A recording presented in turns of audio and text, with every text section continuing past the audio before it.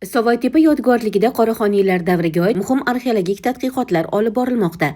Sharof Rashidov nomidagi Samarqand davlat universiteti tarix fakulteti professor o'qituvchilari va talabalari Kattaqo'rg'on tumani Nayman mahallasi hududida joylashgan ushbu noyob yodgorlikda ilmiy qazuv ishlarini amalga oshirmoqda. Tadqiqotlar davomida qoraxoniylar davriga mansub turar joy qoldiqlari, sopol idishlar, uy-ro'zg'or buyumlari hamda xo'jalik faoliyatiga oid turli ashyolar aniqlanib o'rganilmoqda.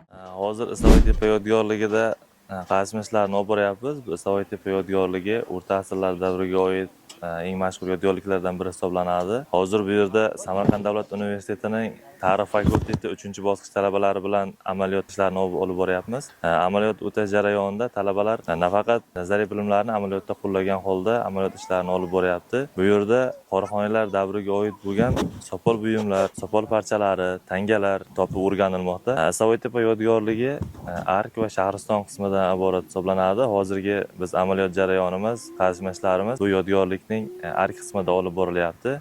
Bu yerda sopol va tangalardan tashqari pishig'ich qoldiqlari ham o'rganilyapti. Ushbu topilmalar o'rta asrlarda hudud aholisining turmush tarzi, me'morchilik an'analari va ijtimoiy-iqtisodiy hayoti haqida muhim ma'lumotlar bermoqda.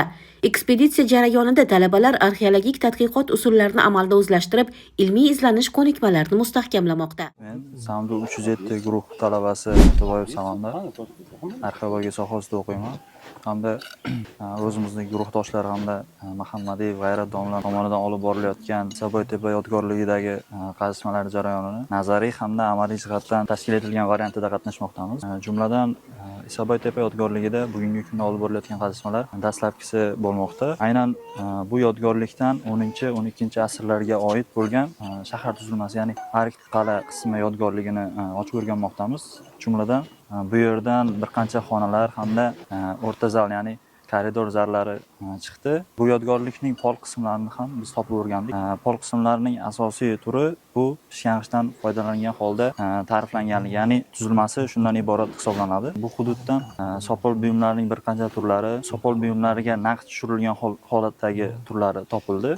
Asosan mis tangalar ham aynan bu yerdan topib o'rganilmoqda. Biz olib borilayotgan qazishma jarayonida nafaqat pishg'ang'ich, balki paxsadan qilingan devorlarga ham duch keldik. Devorlarning qalinligi o'zining mahobati bilan ancha farqlanar ekan bu yerda.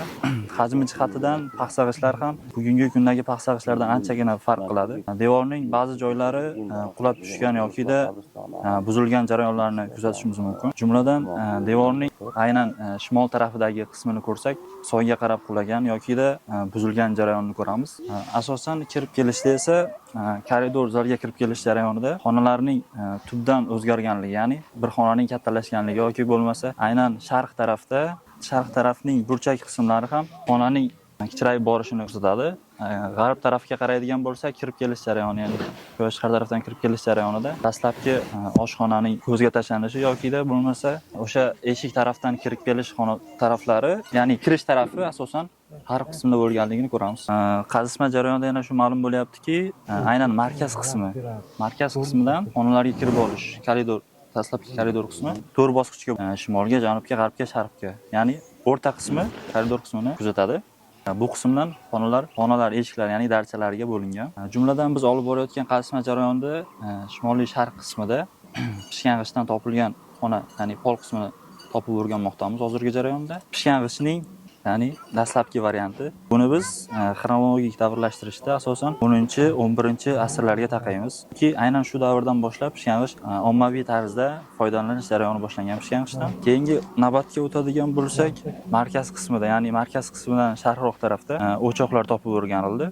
O'choqlarning tuzilmasi ham asosan o'choqdan chiqadigan, ya'ni tosh parchalari hamda kullarning qatlamiga qarab o'rganilmoqda. Bundan tashqari sharqning o'ziga qarama-qarshi tarafida, ya'ni g'arb tarafrog'ida aynan o'choq toshlar, ya'ni o'choqning bugungi kundagidan ancha farq qiladigan toshlar topib o'rganildi.